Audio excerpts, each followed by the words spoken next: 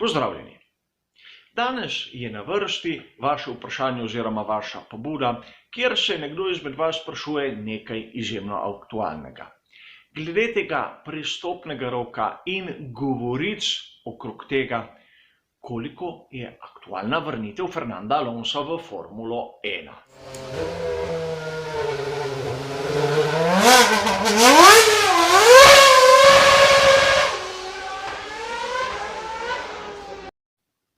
Problematika, vezana na bodočnost Fernanda Alonsa, je precej kompleksna in razumeti moramo jo iz različnih zornih kotov, da bomo lahko dobili nek občutek, kaj bi lahko pričakovali. In začeti moramo z dejstvom, da konec sezone 2018 je Fernando Alonso zapustil svet Formule 1, a vrata si je pustil nekako priprta, ni izključil vrnitve. In čeprav mnogi izmed vas boste sedaj rekli, da pri nekaterih ekipah so ta vrata dokončno zaprta, pri nekaterih malo manj, možnost seveda ostaja. In Fernando Alonso danes med navdušenci Formule 1 ima še zmeraj ogromno sledilcev in navijačev. To je dejstvo in mediji ga imajo radi, a k temu malce kasneje. Po drugi strani moramo pravzaprav razumeti, kaj je bil Fernando Alonso v svojem zadnjem obdobju v Formuli 1. Kakih odmevnih rezultatov v McLarenu ni bilo in ne bomo razpravljali o krivcu. A Fernando Alonso nas je zmeraj razveseljeval s pikrimi pripombami po radijski zvezi in seveda z določenimi kampanjami, kateri so pomagale Formuli 1 pridobivati na popularnosti. In res, Fernando Alonso v svojem zadnjem obdobju je bil nekako neka živa reklama za Formulo 1 in ni imel bogve kakšnih rezultatov. In tudi danes obstaja klika medijev, katera ne glede, kje se pojavi minimalna možnost prostega sedeža v Formuli 1, takoj na prvo mesto za tisto priložnost posedi Fernanda Alonsa. Čeprav, bom rekel, malce bolj racionalni navdušenci, njegovi navijači ali ne, marsikdaj spredvidijo, da realno tam kakih velikih možnosti seveda Fernando nima. In poglejmo lep primer iz lani, iz 2019. Tam okrog avgusta so se pojavile govorice, seveda poletni premor, da ima možnosti in v Ferrariju in v Red Bullu. Čeprav vemo, da s Hondo niso prav v prijateljskih odnosih in tudi zgodba v Ferrariju se ni zaključila pravzaprav prijazno. A pojdimo naprej. Kaj si želi Fernando Alonso kot voznik, kot vsak, ki je bil že na zmagovalnem odru, ki je zmagal dirke, ki je zmagal svetovna prvenstva, si želi pravzaprav ponovitev tega.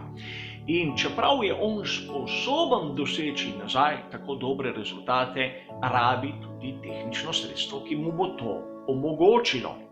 In prav iz tega vidika moramo gledati ta problem. Mnogi mediji ga povezujejo z tovarniško ekipo Renault. Pravijo o tem, kako je Liberty Media celo pripravljena prispevati za njegovo plačo. Po drugi strani slišimo zgodbe, kako naj bi bil podpisan že nek osnutek dogovora, a bistvo je nekje drugje. Fernando Alonso z Renaultem lahko doseže tisto, kar si on želi in v kolikem času. Namreč dejstvo je, da 29. julija bo dopolnil 39 let. To se pravi, naslednje leto, ko bi lahko prišel nazaj v Formulo 1, jih bo imel 40. Koliko časa bo trajalo to njegovo tretje obdobje pri tovarniški ekipi Renault? Seveda sem prvi, ki ne pogojuje tiste anagrafske starosti s kariero voznika Formule 1. A bodimo racionalni. Recimo 2, morda 3 sezone? No, je sposoben v 2 ali 3 sezonah Fernando Alonso z Renaultem doseči tisto, kar si želi? Vse je odvisno od tega, kak bo letošnji bolid, in RS20, tako na pogled na tisto, kar smo videli na predstavitvah, ni tako porazen. Še več ima izjemen potencial, saj tako je moje osebne mnenje, a treba bo počakati kar nekaj dirk, da dobimo potrditev tega, če je res. Zato mislim, da je malce prezgodaj govoriti o tem, če Fernando Alonso si sploh želi vrniti v Renault. In seveda tukaj je tudi drugo vprašanje, si Renault res želi Fernanda Alonsa. Potencialno, komercialno, izjemno zanimiv človek, kajti, kot sem povedal, ima ogromno navijačev. In s tem bi se popularnost ekipe dvignila, ampak brez rezultatov težko. Zato tukaj vidimo praktično dva pogleda, na katerega moramo biti izjemno pozorni. Prvič, koliko si Fernando Alonso želi vrniti res v Formulo 1 in bom rekel res v ekipo, katera mu bi omogočila vsaj doseči redno stopničke in morda z malo sreče zmago, in po drugi strani, koliko si določen spekter, določena ekipa želi Fernanda Alonsa kot, bom rekel, medijsko zanimivo osebnost. In seveda Formula 1 oziroma Liberty Media si želi Fernanda Alonsa nazaj, ampak zaradi njegove popularnosti, kajti poleg Lewisa Hamiltona med tistimi, bom rekel, najboljšimi vozniki imamo Sebastiana Vettla, kateri pa medijsko resnično ni zanimiv.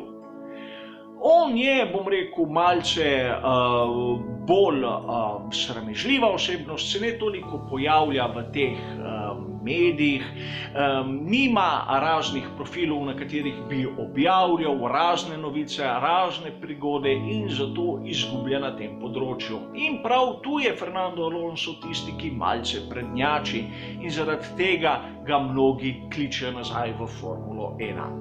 Čeprav po mojem osebnem mnenju je to napačen razlog. Fernando Alonso si zasluži vrnitev v Formulo 1, ampak ne zaradi popularnosti, zaradi njegovega talenta. In treba mu je ponuditi možnost, da bo ta talent tudi izrazil. Če tega ni, bolje da lovi druge sanje v kakšni drugi kategoriji.